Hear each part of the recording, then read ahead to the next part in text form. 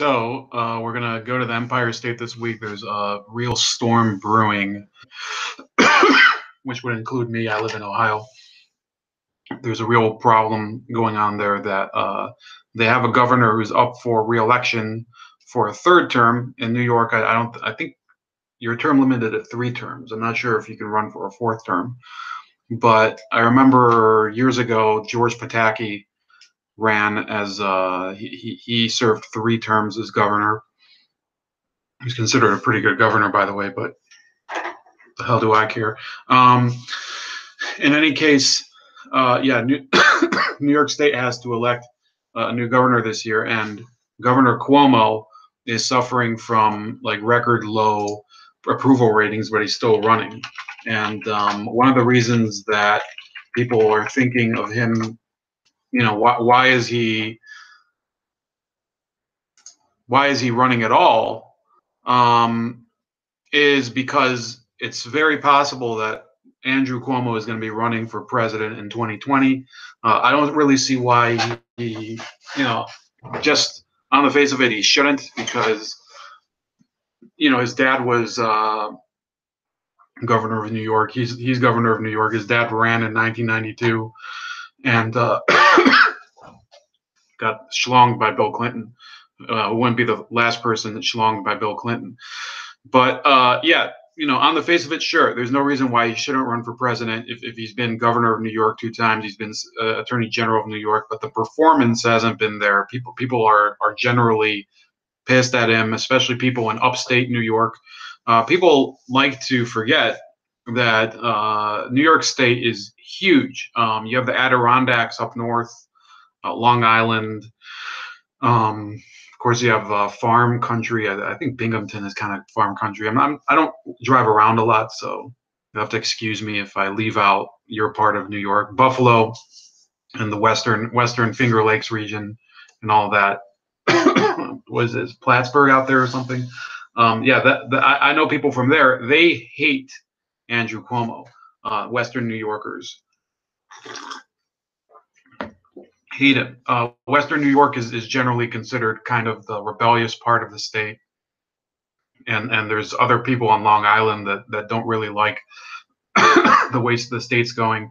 One of the reasons for this is that yes, they do get a lot of net revenue from the high taxes in New York City that get distributed around the state, but also they have to deal with the high state taxation. So some of the communities upstate, they themselves have low local taxes and possibly very business friendly environments locally. But on the state level, it's considered New York State is considered one of the most oppressive tax regimens in the country.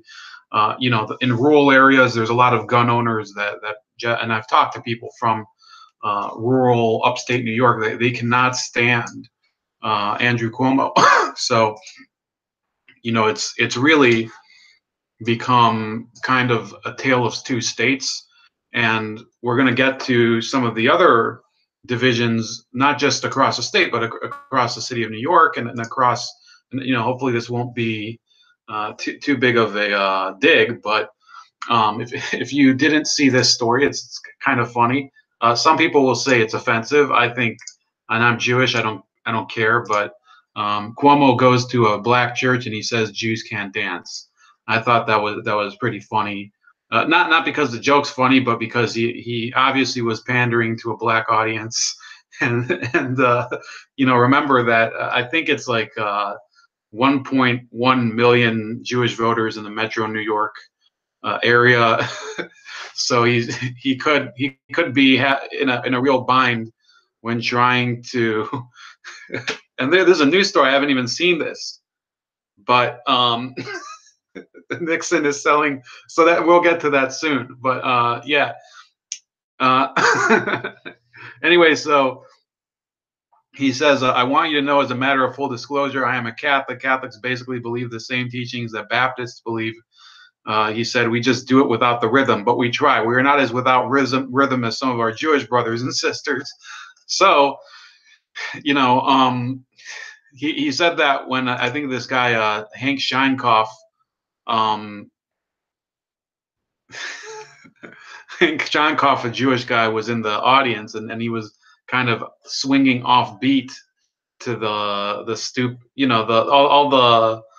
of the stuff with the gospel music, and Cuomo basically used it to riff on him, and it's going to cost him some voters. I don't know if it's going to cost him all of the Jewish vote,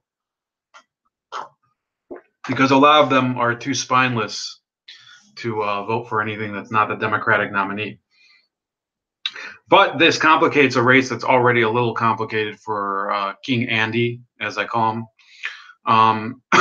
Whereas Larry Sharp, who's another candidate, libertarian candidate, who actually responds to emails, responds to messages. So he calls him King Andrew. And by the way, I'll say it up front. I would probably support Larry Sharp if I lived in New York, and I do disagree with him on a number of things. So just check him out. I do have his website at the bottom. I also have a debate that he was in for the Reform Party of New York, and it was pretty funny because there's probably 20 people in the room, but this is somebody with some ideas. So if you're going to support anybody, I would probably suggest him. But you don't have to. You have to listen to me. The fuck. In any case, let's get back to the issue. So in this article, there's a lot of stupid shtick that's going on. If I can use the word shtick, I'm Jewish enough. So it says Republican operative Arthur Schwartz, a Jewish pro-Israel activist, wasn't amused by Cuomo's shtick. The governor should focus more on governing and less on Jew jokes. He fumed. I think the Jew joke was fine. It's just stupid because he said it to a black audience, and he was thinking people will laugh at it. It's funny. The situation is funny. The joke itself isn't that funny. State Senator Simcha Felder, Democrat of Brooklyn and Orthodox Jew, also gave Cuomo's attempt at humor a thumbs down. He says, "I don't think it was that good a joke."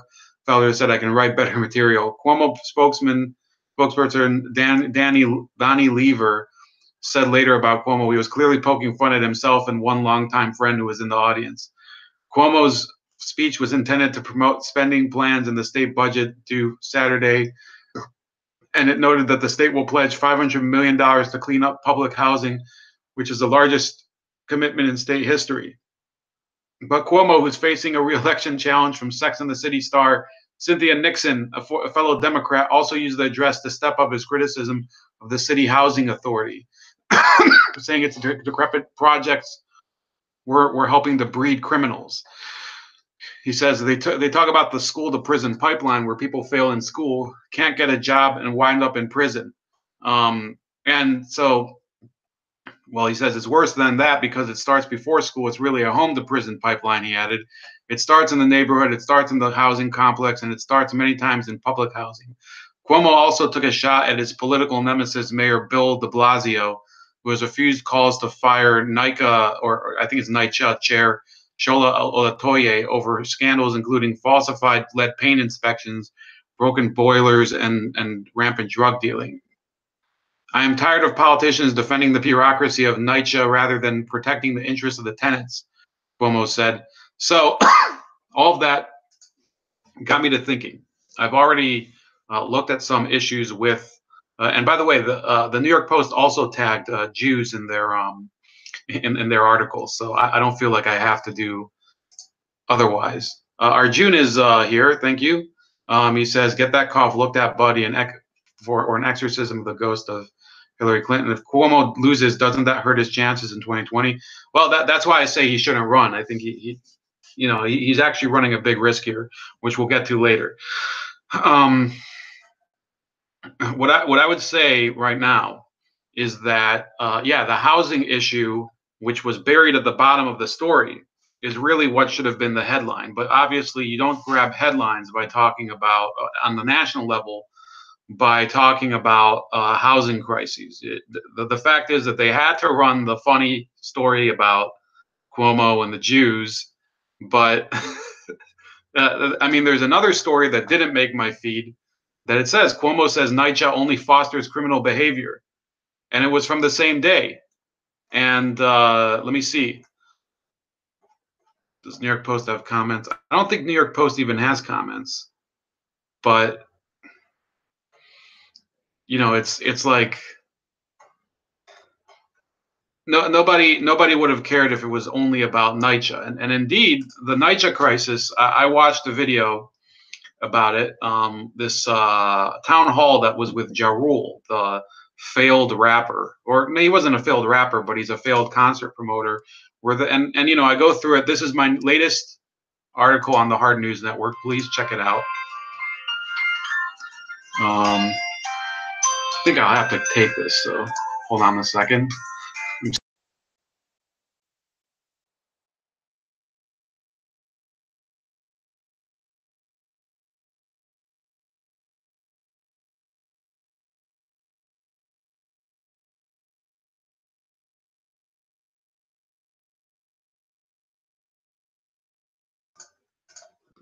Telemarketer. Sorry about that. Wow, that I was really hoping this video would be smoother, but that's not going to happen. I thought it might be this important call I was expecting. But anyways, it says, what's the issue? Cuomo's lame joke versus the poor urban New York City housing. And if you look at this cartoon here, I actually made this. Let me see if it says, and this talks about a little different issue here. So let me explain.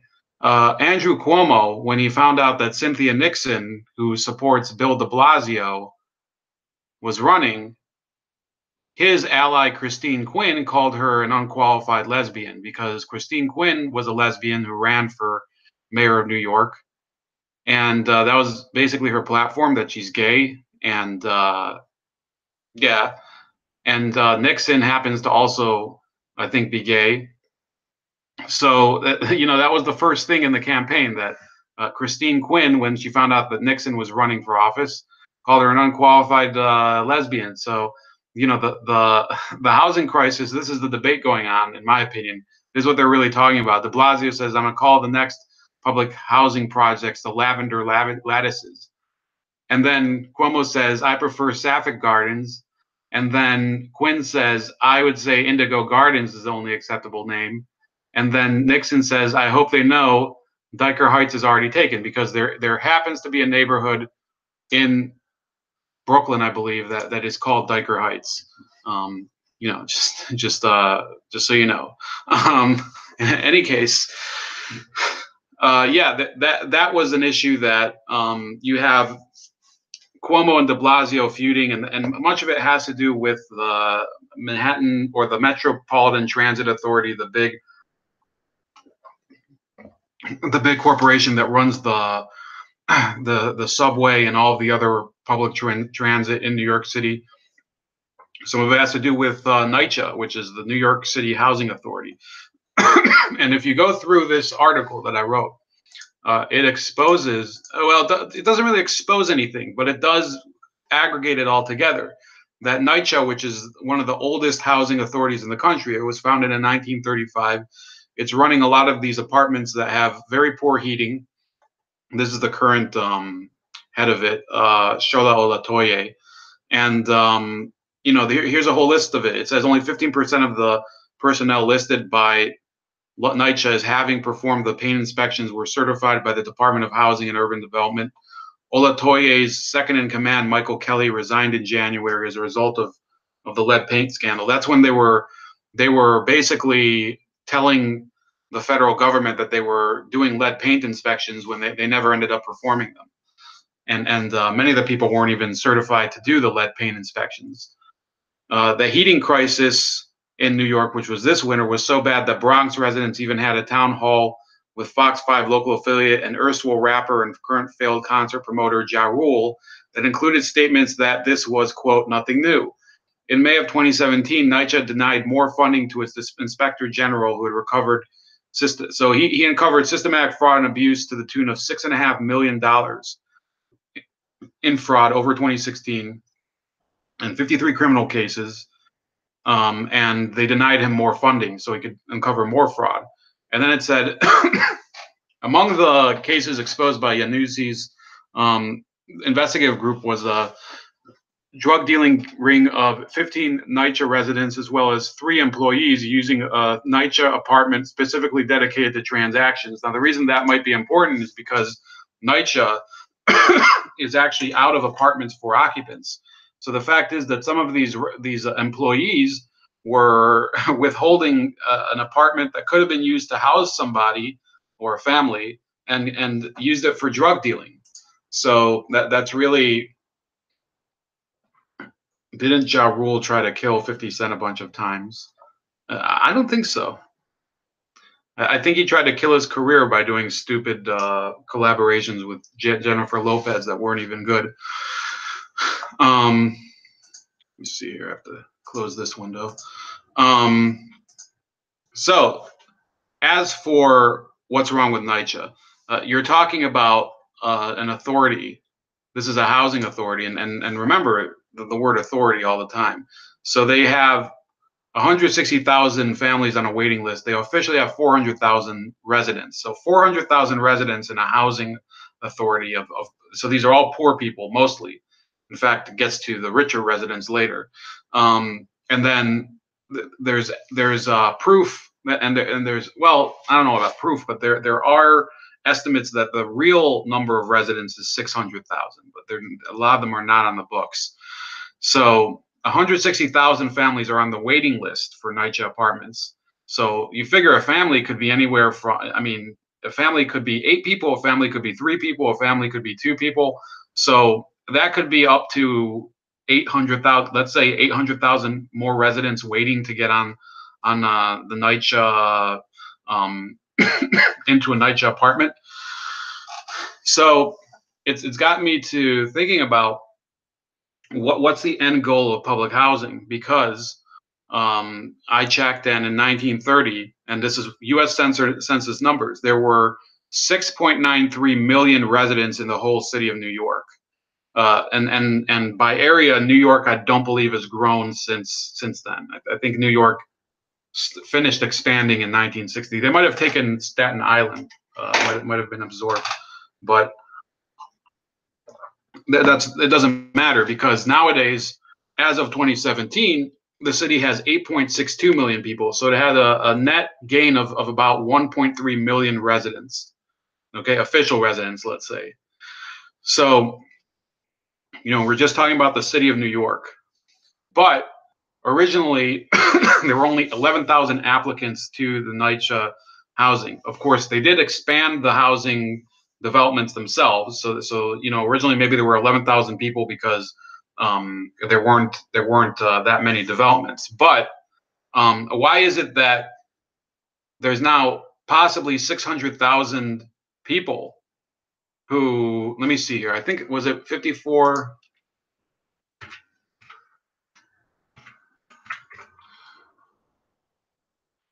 Yeah, so you're talking about a factor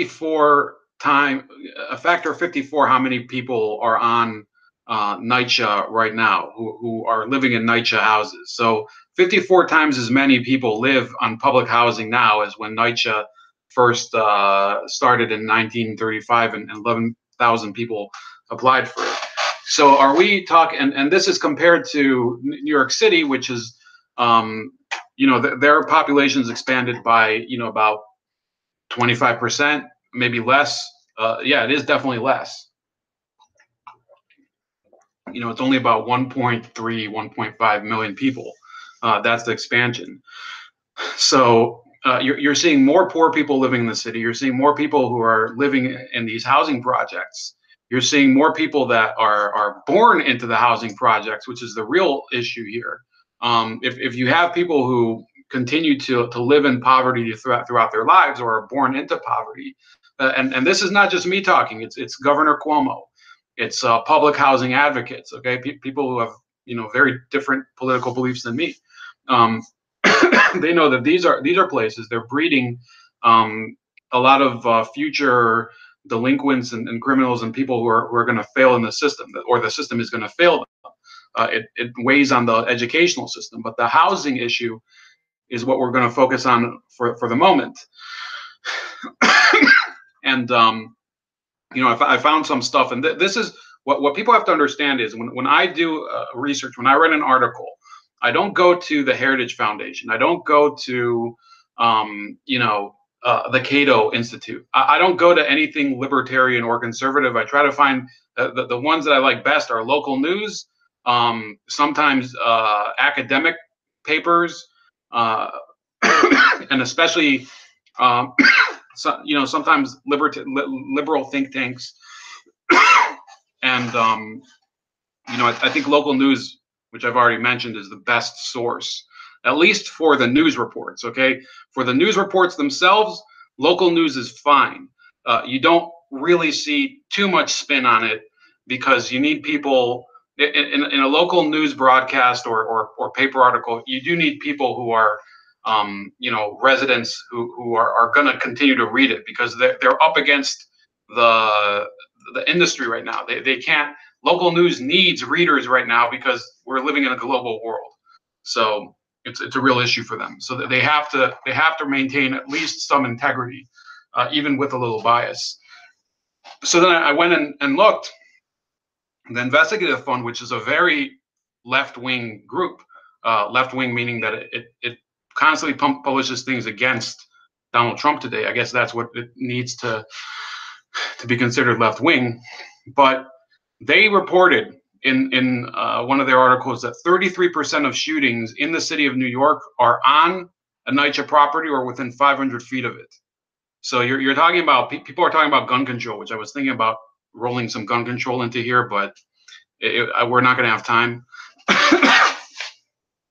In any case, there's a real issue here where these places, they're warrens of crime. Warrens of tunnels of crime, and people have to wander through them. The lighting isn't necessarily good. There have been reports in the past. I think it's gotten better according to what I looked up earlier, but where there have been projects where police don't even respond anymore. But I also looked up, this is not unique to NYCHA. It's not unique to New York City or state.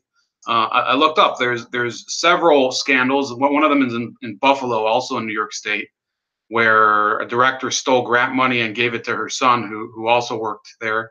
She was earning a six-figure salary. All of these authorities have executives and senior members that are making six-figure salaries. So you have poor people who live in abject poverty, and the administrators are making just boatloads of money, often in positions that are very difficult to remove them from, and they have very little accountability. So there's all different types of scandals. One of them, this George Phillips Olivier, this is in my area. So he's convicted to lying to the FBI. Yes, I know that's not that big of an issue, but he was acquitted of 4 bribery charges that were rolled into a general scandal in the county that year. In 2012 was when he was convicted. The entire county leadership was convicted here. I think that wrecked the Democratic Party, and it still hasn't recovered.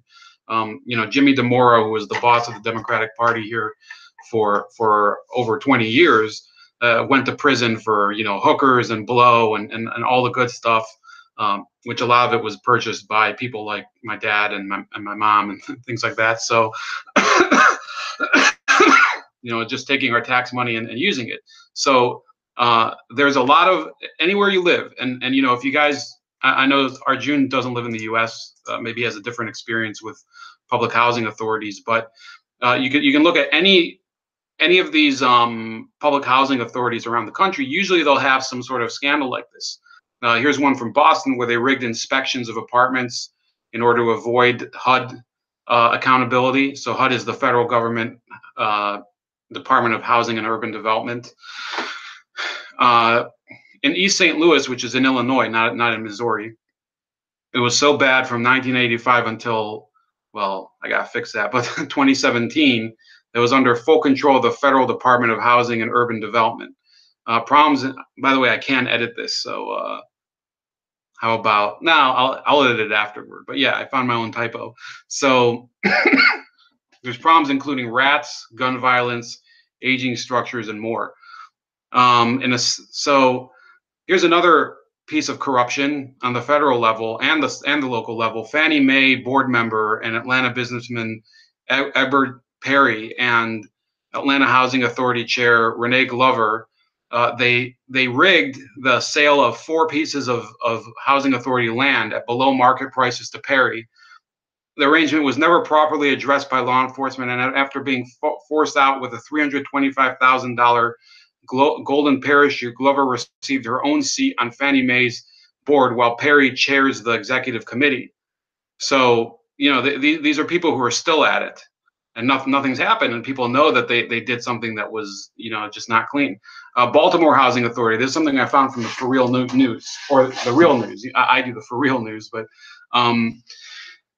their authority chief, Paul Graziano, led a department that was so deeply flawed that a grassroots movement of women living in Baltimore Housing Authority dwellings mounted a public billboard campaign to force him to resign. Among the issues that Graziano failed to deal with were complaints that maintenance staff were demanding sex in exchange for repairs.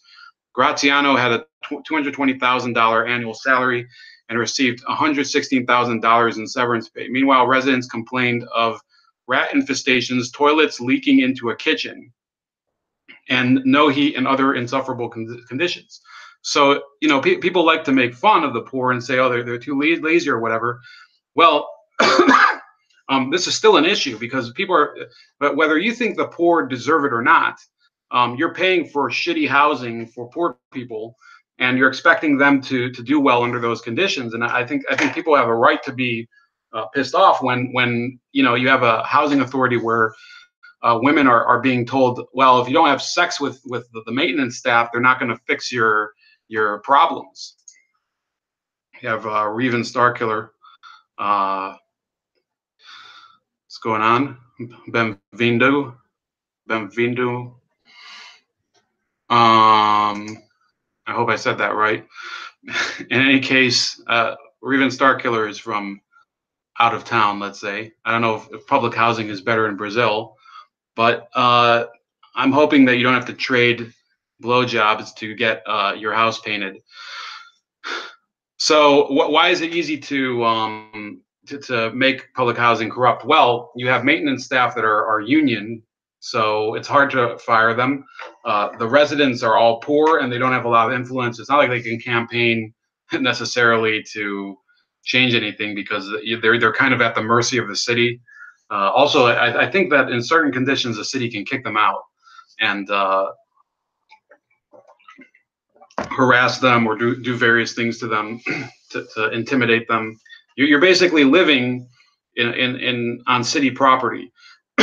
So the house isn't yours. You don't have anything that you own there except, you know, well, everything that's within the 4 walls you own. So, but the appliances not necessarily. I think a lot of the furniture might be owned by the city. It's really a nightmare existence if you think about it, almost prison-like. And some people call it that. And I don't care what side of the aisle you're from. It's kind of reminiscent of a prison.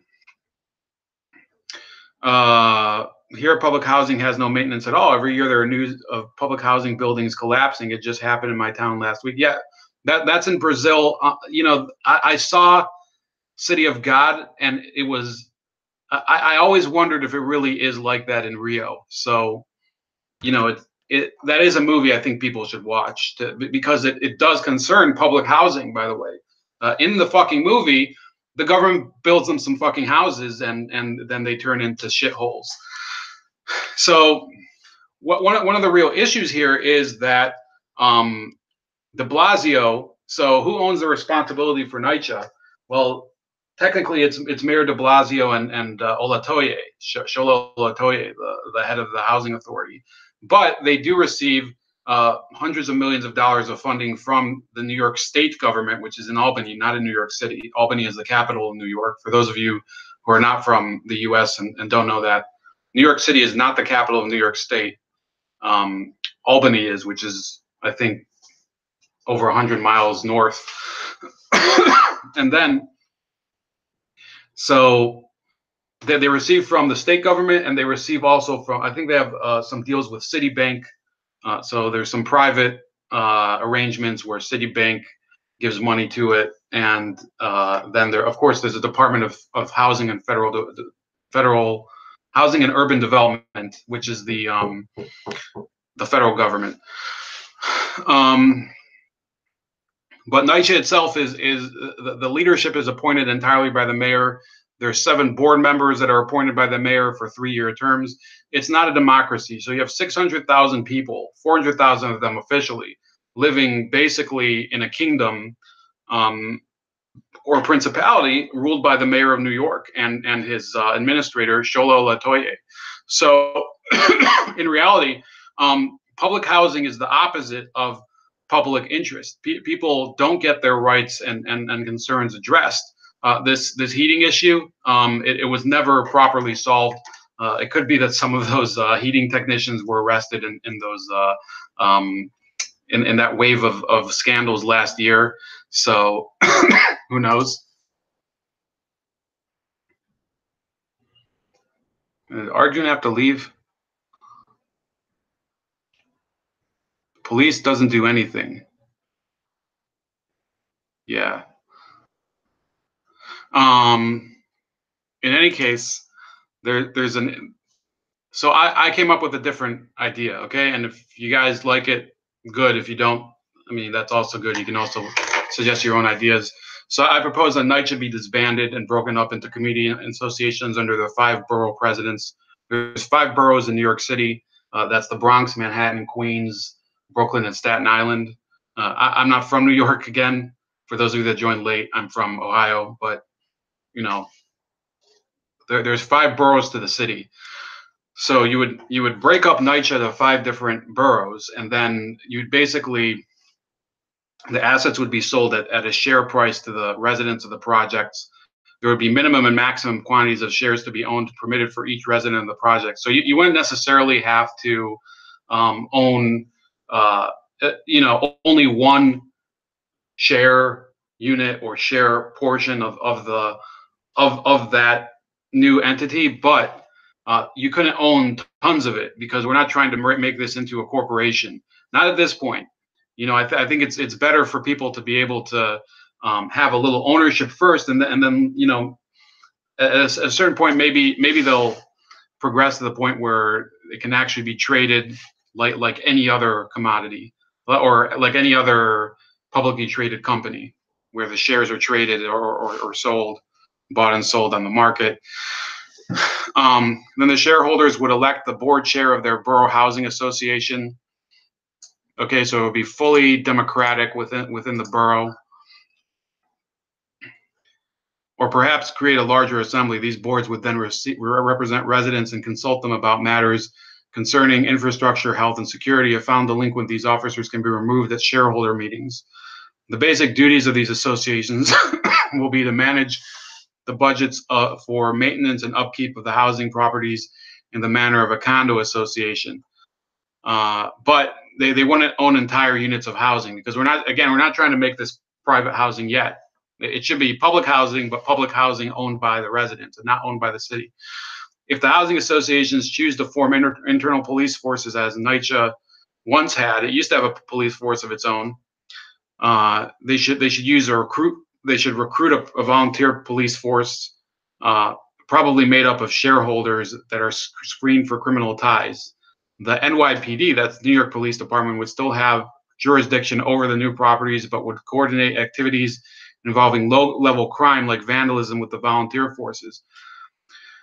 For more sophisticated crimes, the NYPD would not require cooperation with the volunteers. If the volunteer force chooses to implement other elements of community policing, it would be their autonomous discretion. So, this is kind of talking about, well, what can you do to make the community safer?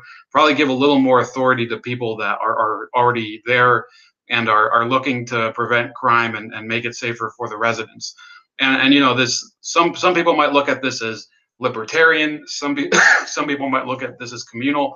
I look at it as more giving more local control and ownership to the people and the residents themselves. But why is it that residents of these housing projects should be beholden to King Andrew or Prince Billy? That's Bill de Blasio. They should probably be given as much autonomy over their lives as everybody else in New York is. Okay, and by the way, I mean it's it's not like the rest of New York. People aren't harassed by building codes and inspectors and things like that either. But I mean, I think this is kind of an extreme case that should be really looked at. So okay, I'll see you later, Raven. Um, Is there any indication that housing authority is sheltering illegal immigrants because of the inflated resident count? New York is a sanctuary city and state, right? Well, I don't know if they're consciously sheltering them, but it's not as if, I mean, let's say there's a family where one person is a legal immigrant and they're married to a legal resident. Yeah, that could be, or there's certain, I mean, remember, there could be human trafficking going on there. So, and police don't necessarily come. There's all sorts of things that could be going on, and I'm sure that there is something that has to do with illegal immigration that touches the housing authority, and maybe a different time I could do a little research on that. But no, it could be other issues as well.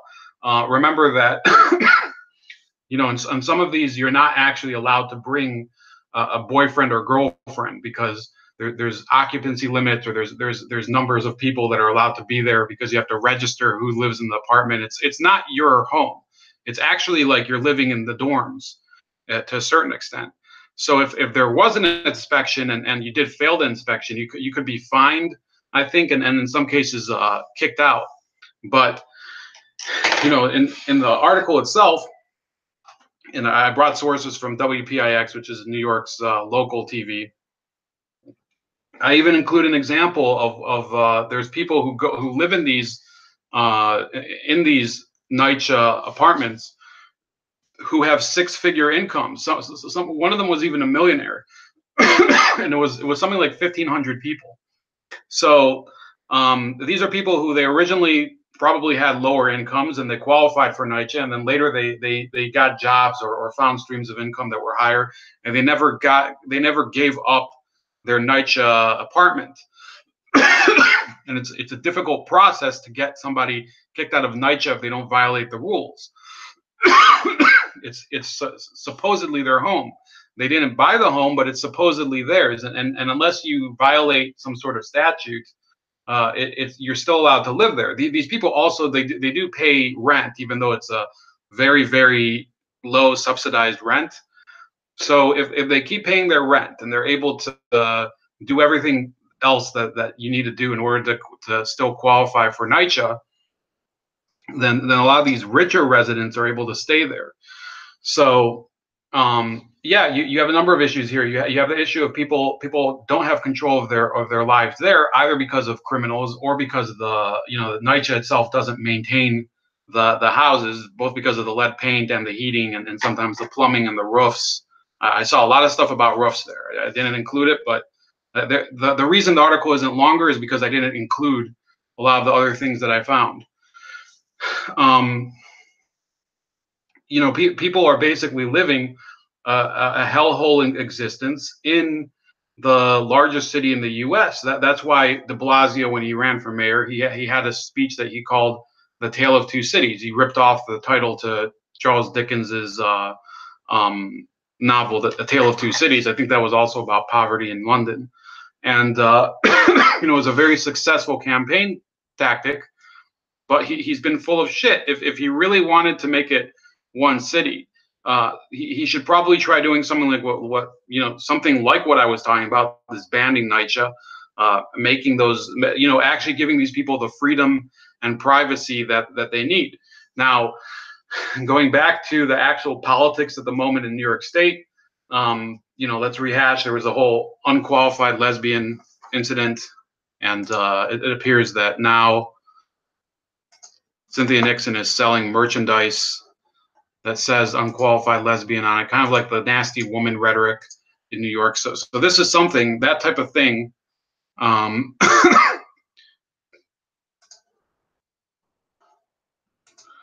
Yeah.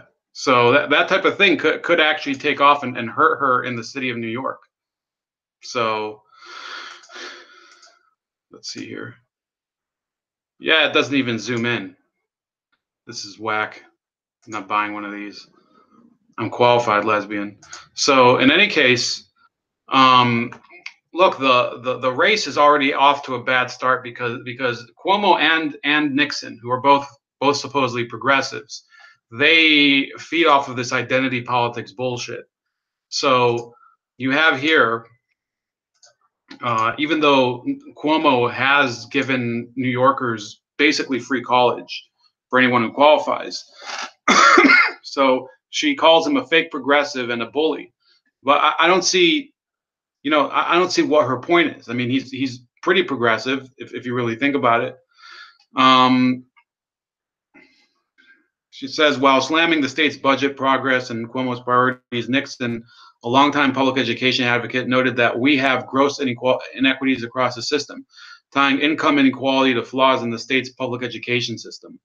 Nixon, famous for playing Miranda Hobbs in Sex and the City, has been criticized because she is running for public office despite a career as an actress rather than a politician, but she accused Cuomo of being the real actor, masquerading as a progressive while scheming with Republican state lawmakers, a common critique of the governor. In New York City, he puts on an entire Broadway show to parade around as a progressive Democrat leading the resistance, she said, but in Albany, he is definitely handing over power to the party of Donald Trump. So Nixon also bashed Cuomo as a bully and compared him to the president, declaring, "We've all seen it. Andrew the bully, he bullies other elected officials. He bullies anyone who criticizes him.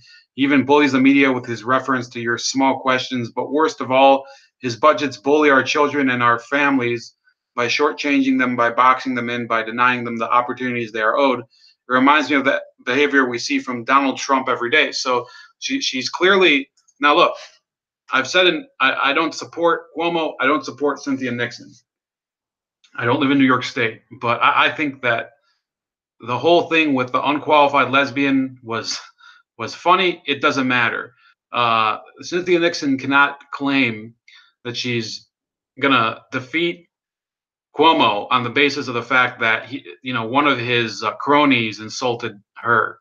Also, like I said in a previous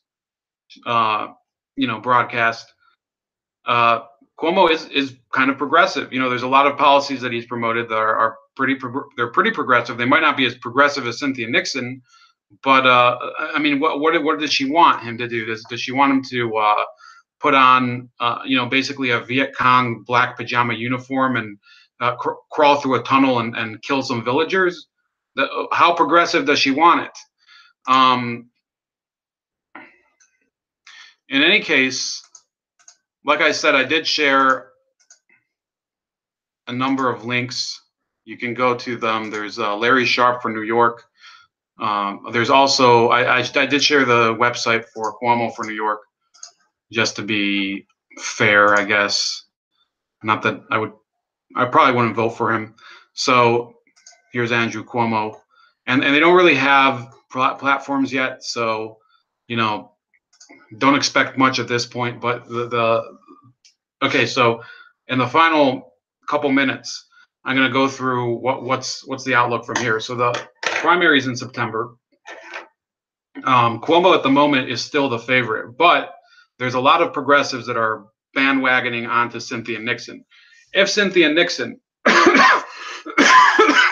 can make the race close with Cuomo, okay, then there's going to be a lot of problems for him. First of all, if he wins the race and she loses, what New York does is they have this thing called fusion voting. So if you look at the diagram here to my left, you have all of these tickets, these fusion tickets. So you can vote for Andrew Cuomo from this from 2014, from the Democratic ticket, the working families, the independents, women's equality, and all of them have received over 50,000 votes. So they have ballot access and they can choose to nominate Cynthia Nixon, for example. So there goes potentially, let's say this many votes.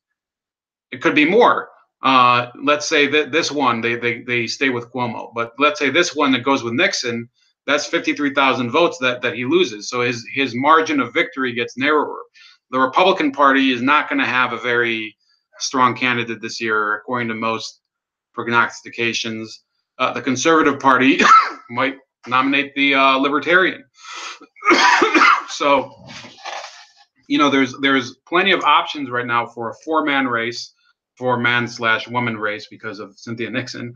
But there's Cuomo, who will probably win the Democratic nomination. If he loses, then Cynthia Nixon will probably be. I'm pretty sure she's going to alienate the rest of New York State, because nobody else, and nobody in Buffalo, and nobody in northern New York or the edge of Long Island wants to vote for a Manhattan socialite and former Sex and the City star who's the symbol of everything that's just New York City.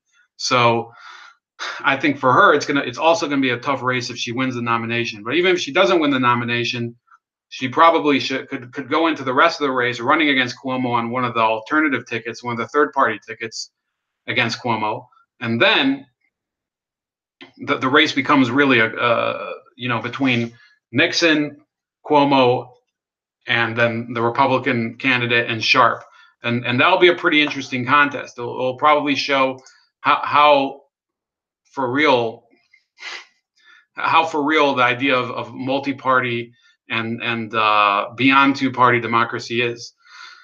Mark Anthony says, I came here for the Hillary coughs. Well, you got your money's worth, buddy. Arjun Sinha says that the Democratic candidates tearing each other to shreds works well for the Republicans, that it shortens the list of possible candidates standing against Trump in 2020. Well, no, I think that if Cuomo wins this election, which he certainly can, because New York is such an awful state for anybody who's not a Democrat establishment candidate.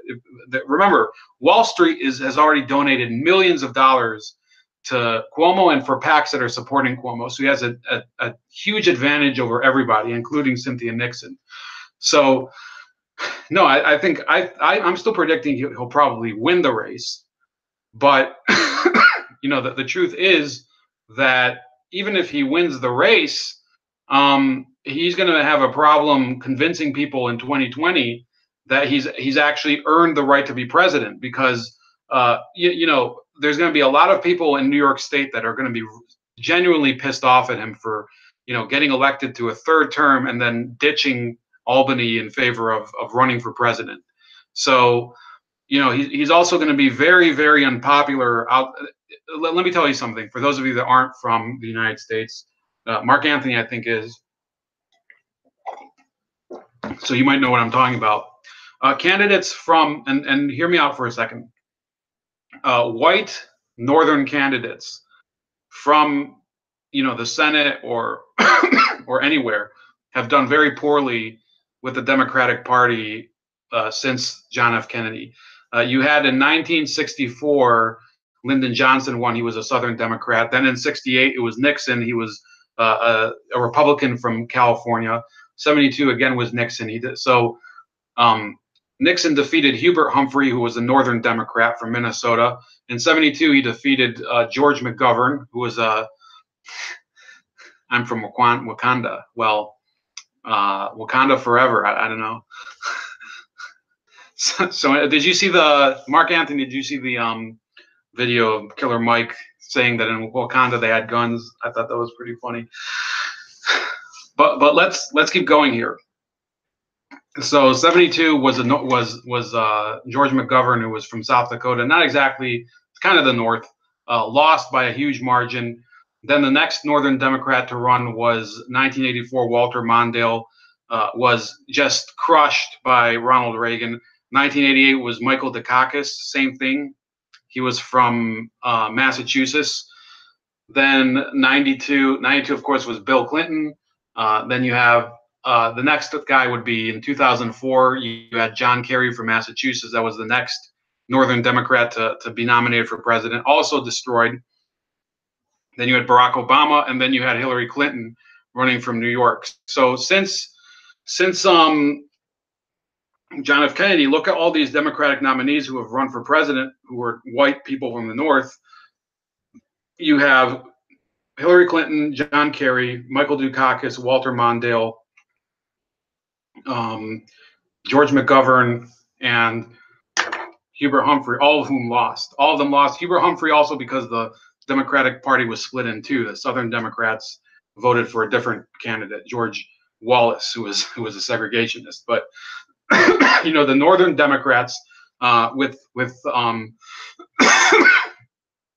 hey J-Man, with all of these people who are saying, well, Cuomo would be a strong candidate if he won. Not necessarily. It's very difficult for a white person running from the North to connect with voters across the country if they're a Democrat. You go to any city in the urban areas across the country, yeah, they'll probably vote for him, but or her.